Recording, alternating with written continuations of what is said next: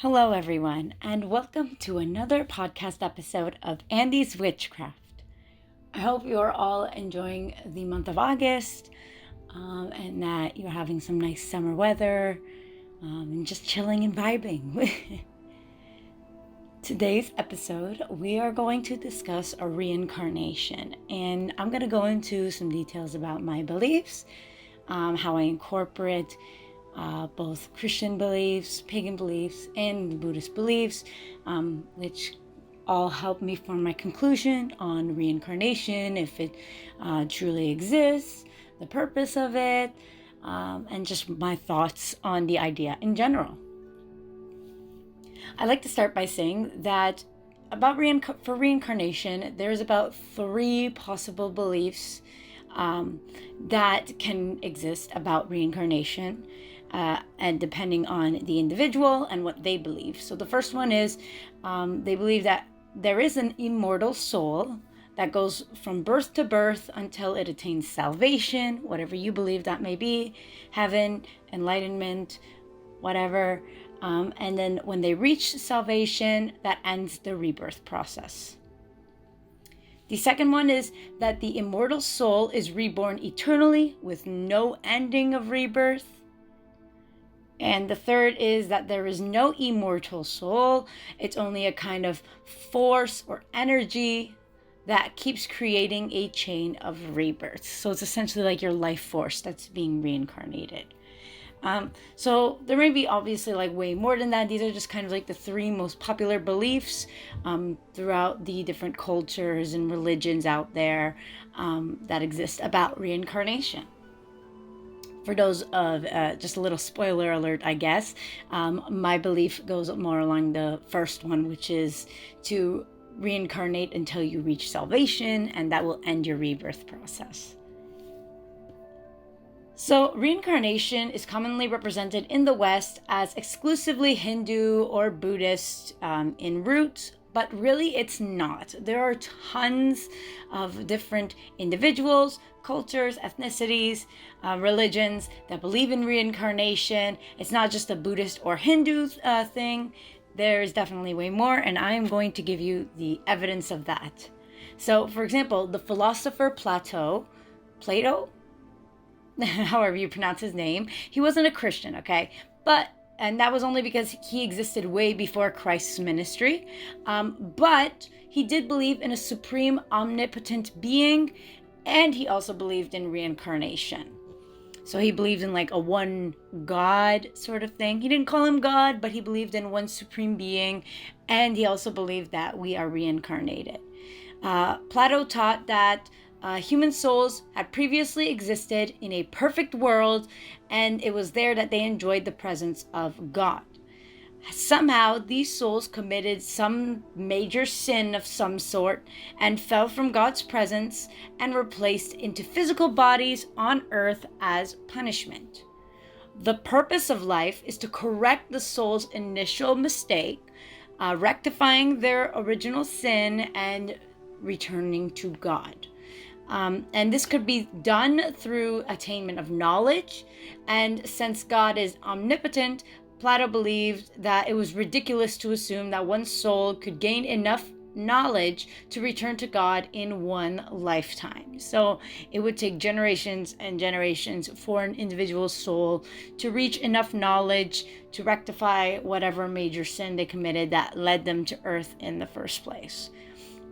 So, according to this belief, he really believed that earth was hell and that we are going to endure hell over and over again until we reach a sort of enlightened salvation kind of concept. But again, he wasn't a Buddhist and he still believed in that. So that's my first evidence that, it's not just a Hindu or Buddhist thing. On top of that, reincarnation is actually a tenet of Orthodox Judaism. They refer to it as, I may butcher this pronunciation, forgive me, Gilgul or Hataka. And it was a belief at the time of Christ. And with that being said, it did automatically pass over into Christian theology. And so some branches of Christianity actually believe in reincarnation as well. The Jewish historian Flavius Josephus recorded that both the Essenes and the Pharisees believed in rebirth. They did not believe in the resurrection of the physical body as is presently thought.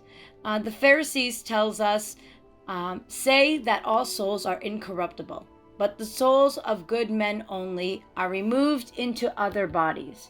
But the souls of bad men are subject to punishments lasting for ages. That is, the good quickly reincarnate to work out their destined return to God, but it is the wicked that undergo great sufferings in the other world, only getting a chance to return to earth for further spiritual hope after the lapse of ages. So, and the Pharisees also says to some Jewish soldiers, "Do ye not remember that all pure spirits, when they depart out of this life, obtain a most holy place in heaven, from whence, in the revolution of ages, they are again sent into pure bodies." So, in this belief from the Pharisees that this Jewish historian states, he actually believes that Earth is a tunnel, sort of to speak, to heaven. He believed that it is a gateway to enter heaven and that you have to be on earth before you can get to heaven. Whereas the corrupt souls are sent to hell, where they endure torture and torment until they are brought to earth, where they get a chance to gain enough knowledge to get to heaven. So that is a Poan Jewish belief. Rabbi Simeon ben Joche, a contemporary of the apostles, wrote, "All souls are subject to the trials of transmigrations, and men do not know the designs of the Most High with regard to them. They do not know how many transformations and mysterious trials they must undergo, how many souls and spirits come to this world without returning to the palace of the divine King." Again, this rabbi does believe in reincarnation and saying that you have to undergo many transformations in different bodies, different cultures, different situations, circumstances, and that you have to experience all of it before you'll get a chance to return to heaven with God. So, since the concept of reincarnation was historically believed in Judaism, it would make sense that early Christians would also believe in the concept, would it not? After all, Jesus did not come onto earth and claim, "Your beliefs about reincarnation are wrong." He did not say a single thing about reincarnation in the Bible. And so it would be valid to believe that Jesus thought that this belief was valid for some reason. And why not? Like, probably, it has some validity in his eyes. According to the first important father of the early Orthodox Church, Origen, the soul exists before birth. He suggested that pre-existence of the soul was found in the Hebrew scriptures and the teachings of Jesus.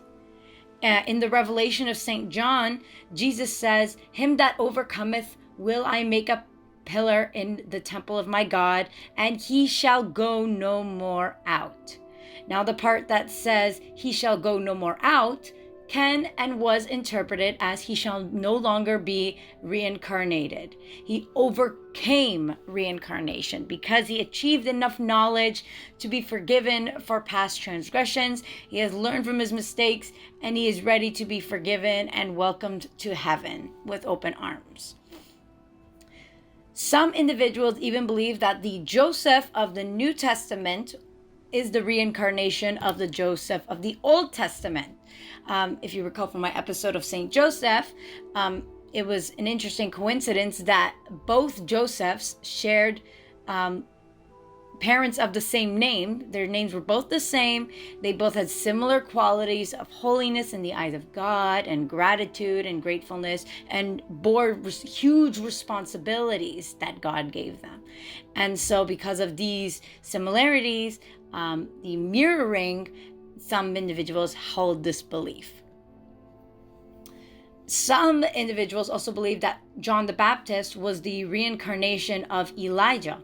In Matthew chapter 11, verses 12 through 15, it says, "And from the days of John the Baptist until now, the kingdom of heaven suffereth violence, and the violent take it by force. For all the prophets and the law prophesied until John. And if ye will receive it, this is Elias, which was for to come. He that hath ears to hear, let him hear."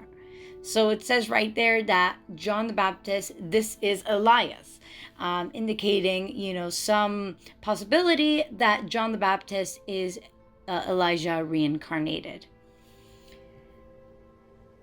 In Matthew chapter 16, verses 13 through 14, it says, "When Jesus came into the coasts of the Caesarea Philippi, he asked his disciples, saying, Whom do men say that I, the Son of Man, am? And they said, Some say that thou art John the Baptist, some Elias, and some Jeremiah, or one of the prophets." So they literally said they believed that Jesus was one of the prophets. Not a prophet, showing that he was like a new prophet, but one of the prophets that existed in a previous time. So this acknowledges that some believed that Jesus, the Son of God, was a reincarnation of one of the previous prophets. Now, these verses can be interpreted in a different way. Obviously, God spoke in vague ways, prophecies, all that jazz. And of course, they can be interpreted outside the concept of reincarnation, like a metaphor or the actual return of Christ. But in my opinion, in my heart, based on communications I did with God, based on research I've done, I personally drew the conclusion that reincarnation is real. Again, nowhere in the scriptures is it said that the Jews were in doctrinal error at the time of Christ for believing in reincarnation. Jesus didn't chastise or shame these beliefs. Jesus didn't say, why don't you believe this instead? And it does not say that Jesus came to free them from these false beliefs. So I'm in my right mind to believe that reincarnation is valid. And frankly, the argument that Christians put forward that reincarnation is not real because Jesus promised resurrection, and if reincarnation was real, his sacrifice was in vain, that makes no sense to me. Like, who says it can't be both? Like, the way I see it, we are continuously reincarnated until we reach enlightenment. And it's after we reach enlightenment that we go to heaven. One day, if the world ends, we will all be resurrected as a new world begins. That's what the Bible says. When the world ends, when Jesus returns, we will be resurrected. But it's our souls that will be resurrected on earth in whatever form we want. So if we reach enlightenment and we're in heaven, we're going to come back down. And those that are still on earth, well, they're still on earth. And the souls that are on earth will be, we'll see them. We will see ghosts and spirits in my belief. Who says it has to be our physical bodies? Because as it says in Romans chapter 8, verse 9, you are not in the flesh, you are in the spirit, since the Spirit of God dwells in you. It's literally saying that your body is nothing. Your body's just a vessel. It's just a cup that's holding the water that is your soul. So it's for this reason that I don't see an issue with believing in both. Believing in reincarnation does not make Jesus a sacrifice in vain. It's not. Believing in Jesus' sacrifice means acknowledging that he could have chosen to prove the whole world wrong and chose to show that he truly was the Son of God. Instead, he wanted to let people's faith guide them. He didn't want to just show the whole world evidence and then have them believe just because they saw. He wanted them to rely on faith. And that is why, he didn't save himself, in my eyes at least. So that's honestly not in vain. He gave us faith faith is very strong. Spirituality, free will, those are all strong characteristics and things he gave us, he gifted us. And I do not think that reincarnation takes any of that away. Like I said, he still died for preaching the word of God. He died for going against the government. He showed us that we can defend our beliefs, that just because society says one thing is right does not mean it's right. We can know in our hearts what is right for us, and we do not need to rely on any external sources for those beliefs. We can find the beliefs and the truth within us. Reincarnation does not change this fact. So that's my little spiel there, and I hope you enjoyed that. So all of this comes to the question, okay, so we have some biblical evidence, we have historical evidence. Why was the concept of reincarnation erased? Why can't we find it now in Christian doctrine? And it all goes down to politics. In the early medieval period, the doctrines of pre-existence and reincarnation only existed as Jesus' secret teachings. In 553 AD, this information was declared hearsay at the Second Council of Constantinople. The Roman Church decided to destroy all the teachings which talked about reincarnation. It was the Catholic doctrine and the priest's source of wealth that they believe was going to be in danger if people believed that they could come back to life many times. If they believed they didn't have to go to church to be saved and that they would get this many second chances, they wanted to protect that source of wealth. They wanted to protect their power. And so they chose to erase it. And the old knowledge faced the same fate as many ancient books by pre-Christian writers. So for eons and eons, knowledge has been erased for the sake of gaining and keeping power, and this was no different. The bishops were afraid of the knowledge which could prove that the institution of the church wasn't the only option to bring eternal life to people. So again, if they had other ways, if they had other options, that would completely ruin everything for them. And so they chose to hide and use their power to destroy any evidence that they could find of it. And thankfully, there was so much evidence that they couldn't erase it all, and we still have some today. It's just we have to do research and look really hard for it, but it is out there, and you can find it. And I'm grateful for that I could find my own truth because of that.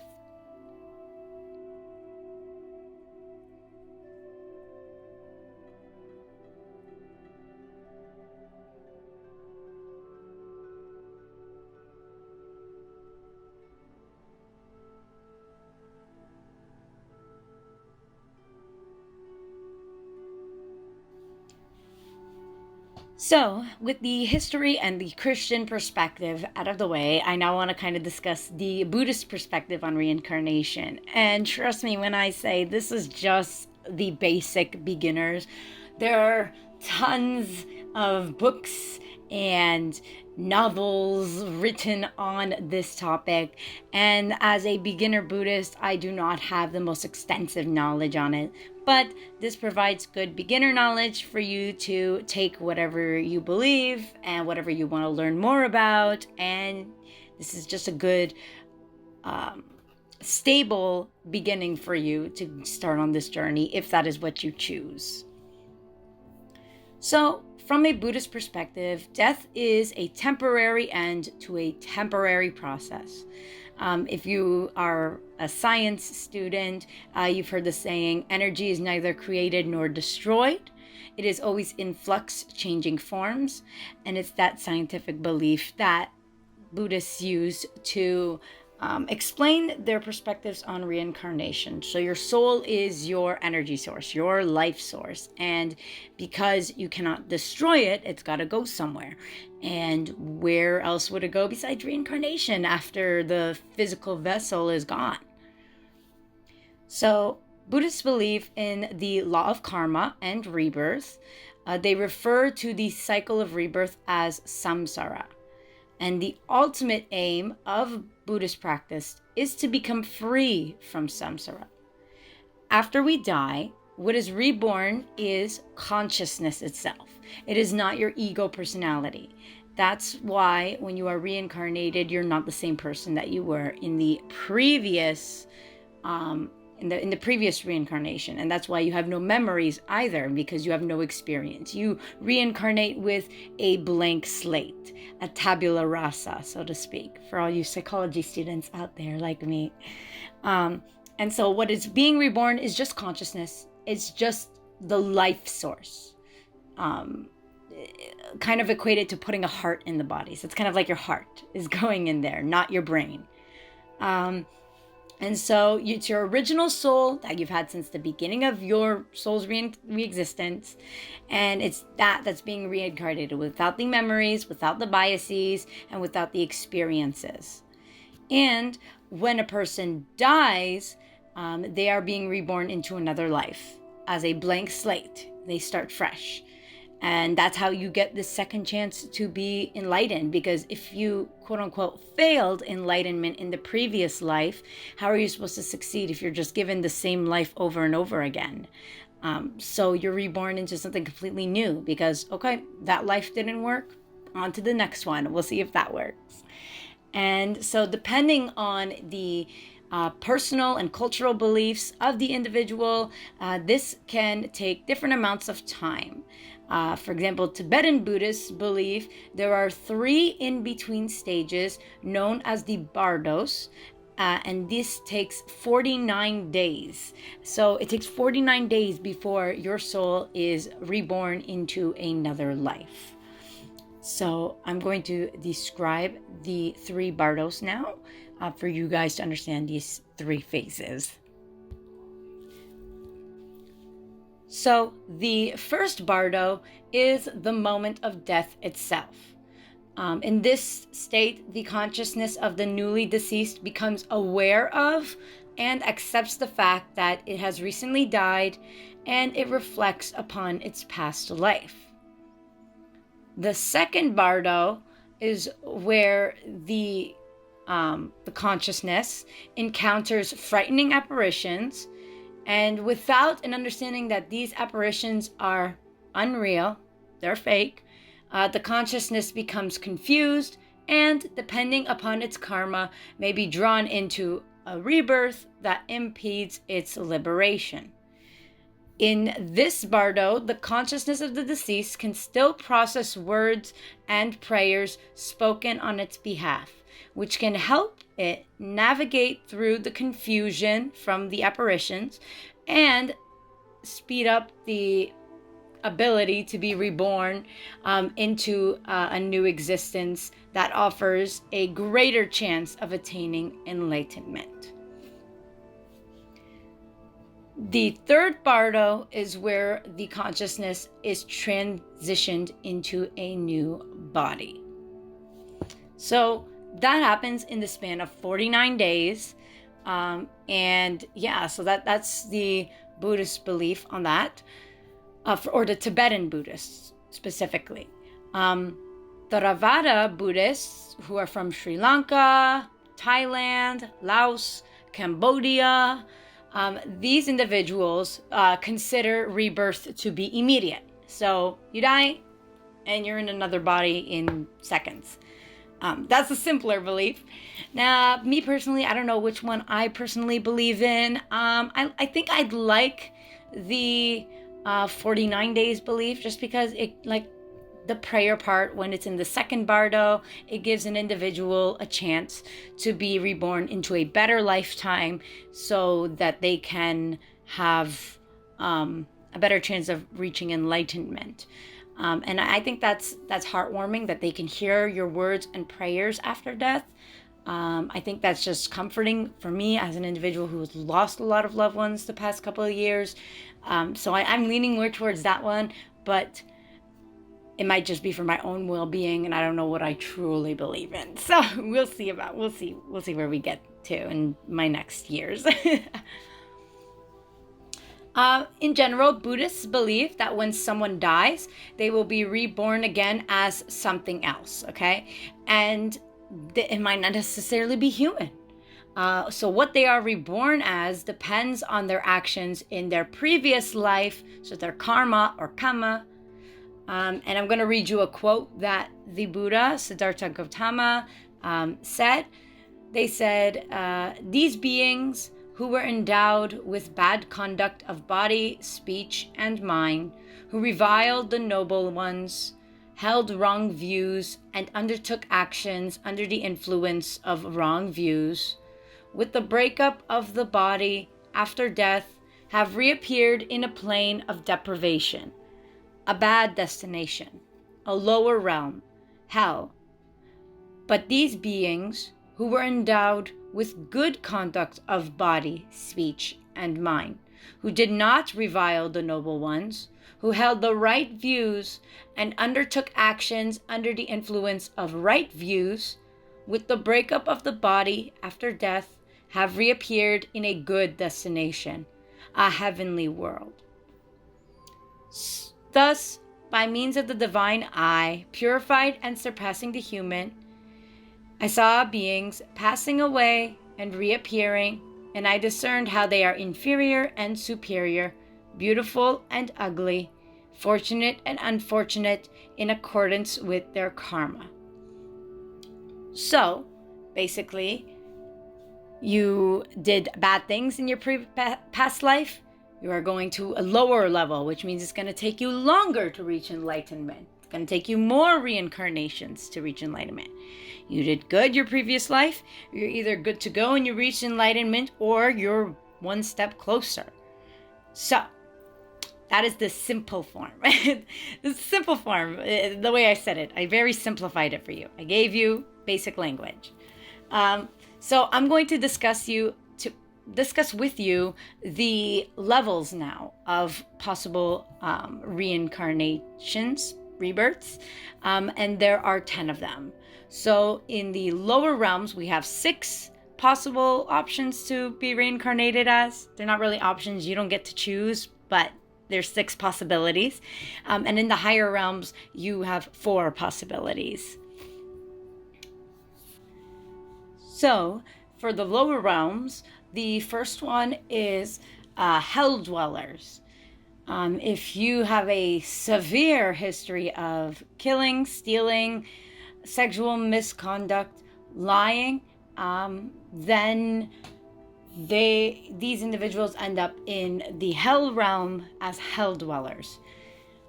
In Buddhist traditions, they believe that here there is no escape from the intensity of our most poisonous emotions, greed, hatred, and delusion.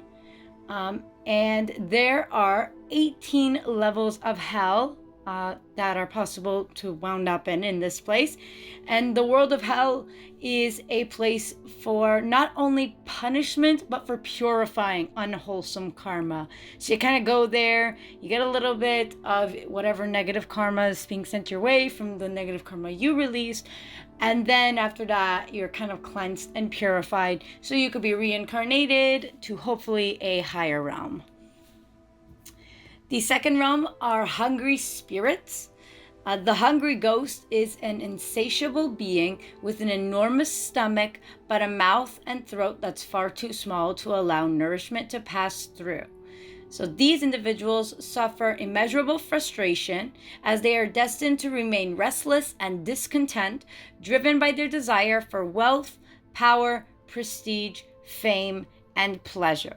So these are the individuals that focus on worldly concerns even after death, and so they are being punished for it because they put these worldly concerns above the well-being of humanity, which is obviously not great. Hungry spirits can include ghosts, demons, and any type of spirits that kind of like dwell in this world.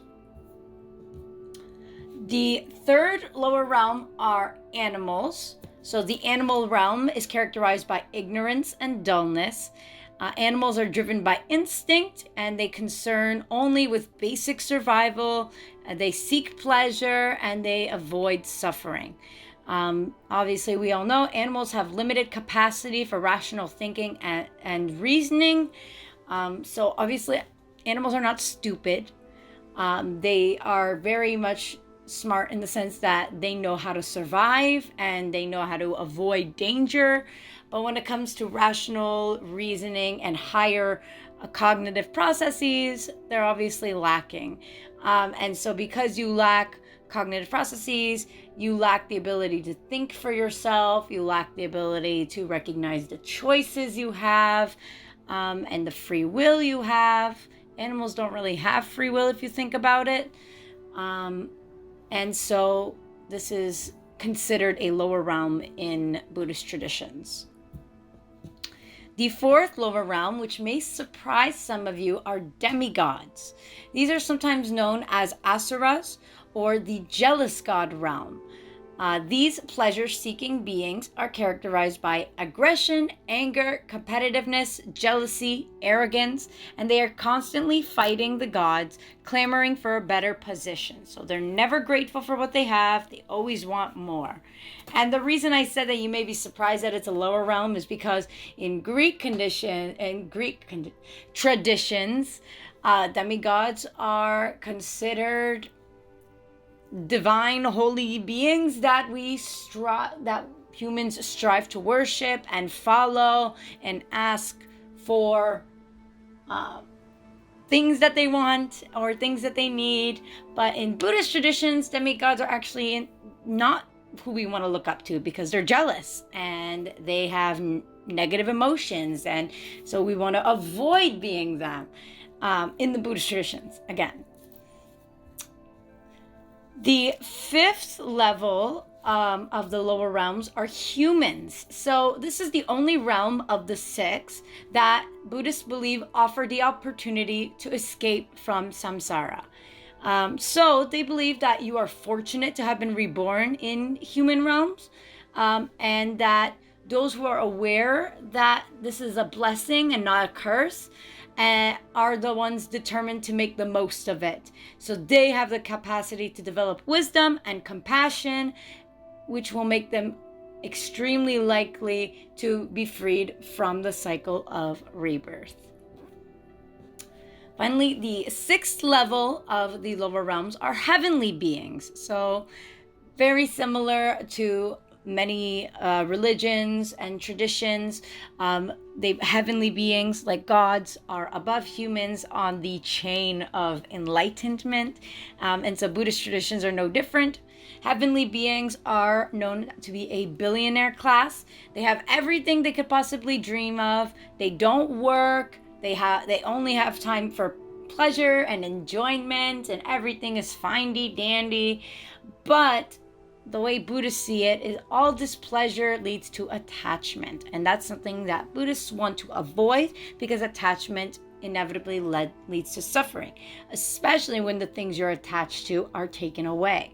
So unlike the eternal happiness that Buddhahood or becoming a bodhisattva provides, in the heavenly realm, this bliss is short-lived and transient. And the happiness in this realm are dependent on external factors. So you're not relying on yourself, you're relying on other things for happiness. And so they constantly battle with demigods who wish to overthrow them and take their place. And so they become oblivious to the suffering of others, because they're so focused on their battle with the demigods and focused on keeping what they want to be happy, that they don't really notice who's being harmed along the way. And it's not until too late that they realize, my time is up in the heavenly being paradise, and now I'm going to be reincarnated to a lower realm, because they gain no merit, they gain no wisdom or knowledge. So those are for the lower realms of Buddhist beliefs. So, okay, if these are the realms you want to avoid because they all have some consequence that inevitably leads you to a lower realm away from enlightenment, what are the realms we want to reach? What are the higher realms? The first of the higher realms are voice hearers or learners. They're called Shravakas. These individuals hear and embrace Buddhist teachings for the first time, and it's people in this state that learn to strive for personal growth and development. Do they always succeed? No, we're not perfect beings, and the reason I'm saying we is because learners can be human, and I'll get to that later on how this is possible. But humans are flawed. People who hear the teachings of Buddha, they're not going to get it perfect right away. This is a journey. And so they may not get it, but they're learners. They're willing to hear, listen, and learn. They are aware of their limitations, their flaws, and they're always seeking ways to improve from those flaws. They're born in the world of Shravaka, and these individuals therefore transcend samsara. And so the state of Shravaka can be broken down into 4 stages of preliminary enlightenment. Number 1, Sotapanna, which are stream enterer, Sakadagami, once returner, Anagami, non-returner, and Arhat. So, I'm not going to go into detail of those 4 stages, but the point of the story is this is the beginning stages. So you're learning about Buddha, you call yourself a Buddhist, and you're willing to change your life to meet an ideal growth that you seek.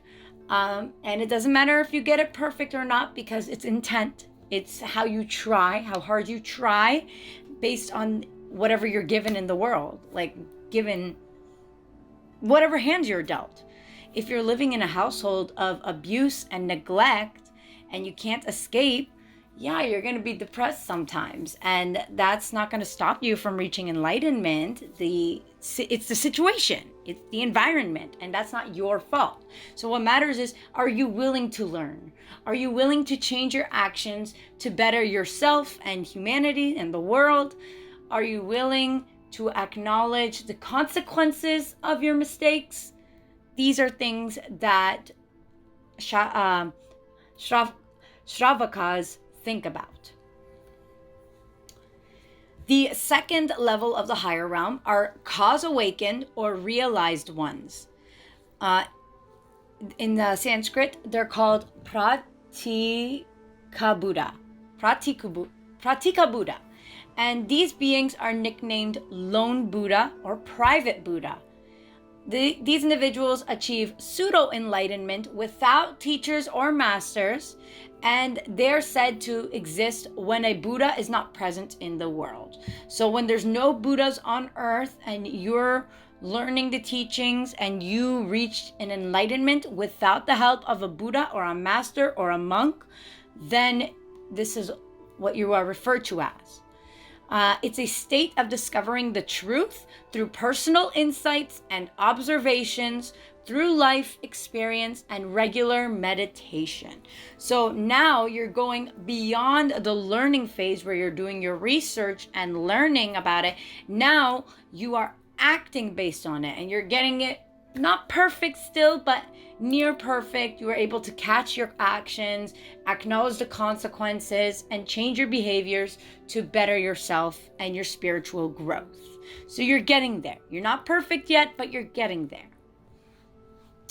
The third level of the higher realm are bodhisattvas. So I have discussed in previous episode what a bodhisattva is, but I'll say it again. These are individuals who are altruistic. So they want to help others, and they are compassionate for life. They're empathetic. They're kind-hearted. They work selflessly for the welfare of others. And their whole life's purpose is to alleviate the sufferings of other people. The spirit of the bodhisattva transcends boundaries of religion. So they don't only help Buddhists. They don't say, "Oh, you're not a Buddhist, I can't help you." No. They acknowledge that people can embrace non-Buddhist teachings, but still take concrete actions to help others. And so bodhisattvas acknowledge these individuals as also a bodhisattva. So even if you are not a Buddhist, whether you like it or not, you are considered a bodhisattva in Buddhist teachings. So in my eyes, Jesus was a bodhisattva. And I would say he reached Buddhahood, but because he wasn't a Buddhist, I can't say that necessarily. But I know for sure he is a bodhisattva, because like I said, you don't have to be a Buddhist to be a bodhisattva. The 10th out of all the realms, so the highest realm, the 4th realm in the higher realms, and the 10th realm overall are the Buddhas. So Buddhas are supreme beings who attain supreme perfect enlightenment, and it is in this world that all Buddhas live in. They live in their own heaven, so to speak. They are characterized by 4 virtues: true self, eternity, purity, and happiness. And the state of Buddhahood is the embodiment of immeasurable wisdom, compassion, courage, and life force. The world of Buddhahood is complete freedom. You are free from worldly concerns. You are free from stresses, anxieties. You're just eternal bliss. You have no attachments. Whatever happens, and you mean it. You mean it. Whenever you say, I don't care, you actually mean it. You don't care. The only thing you care about is humanity's safety and concern. That's it. That's all you care about, is helping others be like you, in peace, just like you.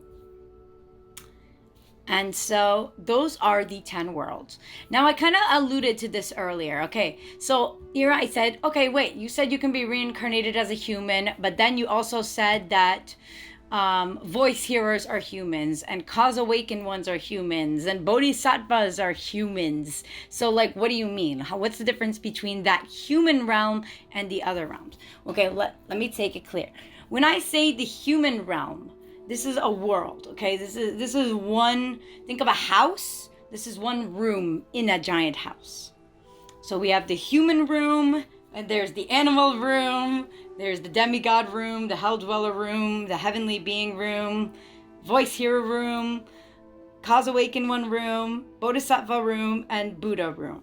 So in these rooms, we can have the species human, so to speak. But that doesn't mean you are in the human realm. So these worlds, these realms, used to be thought as separate, but the Tendai philosophy and many other philosophers and Buddhists found that the 10 worlds are actually mutually inclusive. Each realm potentially contains all the others. So there are 10 different life conditions that an individual may experience at any given time. So it's not only in rebirths that you change levels. It may be during one lifetime that you change levels. I like to think that I used to be in the human realm. I like to think that now I'm in the learner realm, because I learned about Buddhist teachings and I'm hearing it and I'm embracing it. That's what I think. And that happened in one life. That happened in the 23 years of my existence. I went from a human in suffering, in a depressive episode constantly, just hating life in general, and now I am embracing life. Do I still have problems? Yes. Do I still have slips of moments where I question my life and whether I have meaning? Yeah. But I'm a learner, and that's not going to change even if I make mistakes. So I hope that didn't confuse you that much. I know with the metaphors and stuff, but the point of the matter is, just because you're a human species does not mean that you're not a learner or a bodhisattva, okay? You can be human and that thing. Do not confuse the human realm with the human species. There you go. And then finally, the final tenet of Buddhist traditions is that those who attain enlightenment, which is called nirvana or nibbana, they do not get reborn upon their death. They reached Buddhahood, and it is the supreme level of peace. There's no point in getting reincarnated. You did it. Woohoo. So it's through constant rebirths that you can escape the wheel of life and ascend to nirvana. And like I said at the beginning, it's very, very similar to Plato's beliefs. It's very similar to what Jewish beliefs are. Yeah. So now, with all of that, I gave you the Jewish historian perspective. I gave you a Christian perspective. I gave you a Buddhist perspective. Now I'm going to briefly talk about my beliefs on reincarnation. So I do agree to some extent with Buddhist beliefs of reincarnation, okay? But I disagree with some of the 10 levels, okay? And it's not that, okay, you may see as a ChristoPagan, you will realize what I mean by this. But I do not believe that we can be reincarnated into demigods or gods. I don't think that personally.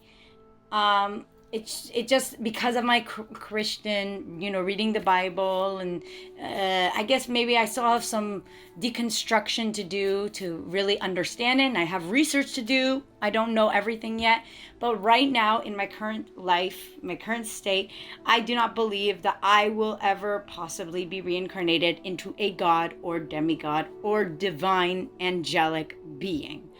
I don't think that. Now, do I believe in the heavenly being realm? Yes.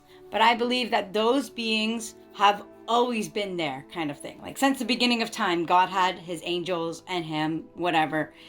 I believe it has always been there.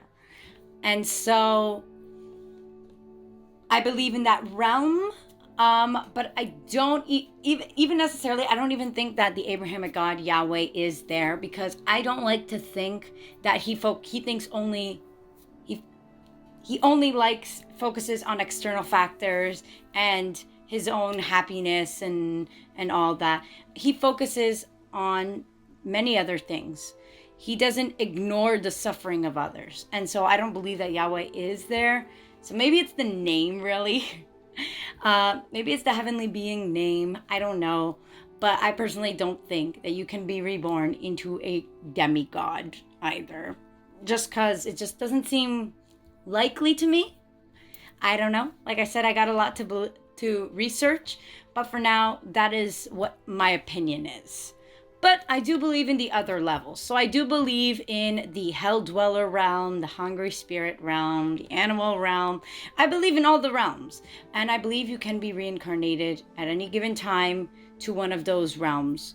That I have no doubt of. It's just the heavenly being realm that I still have to deconstruct, I guess. In addition, I do believe that our actions of past lives dictate our future rebirths. I believe in karma. Do I believe in the, what do they call it? The threefold law? The rule of three? I don't know. I don't know if it necessarily is whatever you release, you get 3 times back. I like to think whatever you release, you just get back in return. Like, obvious, like, yeah. But again, it depends on intent, right? So if you had the intent of harming someone who did nothing to you, like you did it for a petty reason, okay, like that's no. But if you are giving someone the karma that they did to you, if you are returning what they did to you, like a return to sender, or if you are cursing someone who really hurt you, that's completely different, because who says you can't be karma, right? Karma is within us all, and I think we can deliver karma as beings with divine inside of us. I believe that. So, again, whatever actions will come back to you, whether it's through another individual or through the universe. You kind of have like a goodness to badness scale. So were you more good in your life or bad in your life? Balance it and see. Draw the on the chalkboard every good thing you did and every bad thing in life, and see which one balances out. And then finally, I'd like to say that I do not believe in hell, or at least the Christian opinions of hell. I believe that hell is here on earth and that it's being reincarnated and undergoing human suffering and the suffering of the other lower realms. That is hell, because you are dealing with suffering. Like, suffering is here. I don't know what more there is. And I can't believe that the God I know, I cannot believe that Yahweh would send us to hell for eternity with no chance of going to heaven, but then also claim to be forgiving. Like, if you forgave me, you would not make me go to hell. So I have deconstructed that. This is my opinion. Earth is hell to give us a chance. He can't just let everyone go to heaven, because he can't let a kidnapper and a killer get to heaven with like saints, right? That doesn't make any sense. He needs to give the kidnapper and killer a new life, a redo, so that their soul is no longer corrupt, so it could then go to heaven. That is my belief. And so human life also has beauty as well, and God wants us to have that beauty so that we can see the good in one another. And that way, if we see good in humanity, we want to do good, and then we're more likely to get enlightened. So, and the hell dwellers, it's not a hell you're stuck in for eternity, right? It's a realm. It's just one phase in your lifetime where you're in that realm for duration to purify your consciousness, as Buddhists put it. And then once your consciousness is purified, onto the next life you go. Hopefully you do better and don't wound up back there. So, that is the end of this episode. I hope you enjoyed it. I hope you didn't get too confused. But if you have any questions, feel free to comment below. If you like this video, give it a like, a comment, and a subscribe for more. You can also follow me on social media. I will link that below. My Instagram is @AndysWitchcraft, and my TikTok is @sacredmoondivination, as well as my Tumblr, which is @sacredmoondivination. In the link tree below, you'll also find my Discord server, Crystal Caverns. And yeah, we'd love to have you. It would be great to interact with some of my listeners. With that being said, that is everything. Blessed be everyone. Have a wonderful day, a week, month, and year.